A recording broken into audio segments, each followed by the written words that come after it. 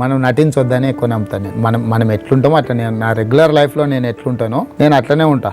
గతంలో కూడా శాసనసభలో చాలాసేపు చర్చ జరిగింది నా అంటే జీన్స్ టీ షర్ట్లు వేసుకొని అసెంబ్లీకి రావచ్చా రాకూడదా అని అప్పుడు చెప్పిన అంశాలను చర్చించే దాంట్లో మిగతా ఏ నిష్ణాతుడైన శాసనసభ్యుడి కంటే నేను తక్కువ మాట్లాడినప్పుడు, అవగాహన రాహిత్యంతో మాట్లాడినప్పుడు, లేకపోతే సమస్యను తప్పుదో పట్టించినప్పుడు మీరు చర్చించండి. డ్రెస్ అనేది మన కంఫర్ట్, సైకలాజికల్ మానసికంగా మనకు ఒక ఉత్తేజాన్ని ఇచ్చేది డ్రెస్ అనేది. ఏ డ్రెస్ ఎవరికి ఎట్లా ఇస్తుంది అనేది అది వాళ్ళ ఇష్టం.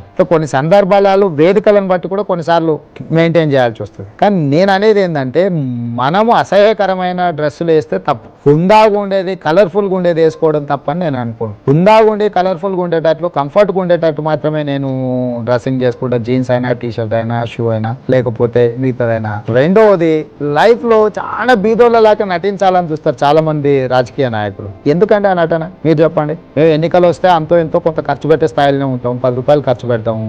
కార్యకర్తలకు వస్తే 10 రూపాయలు సాయం చేస్తుంటాము.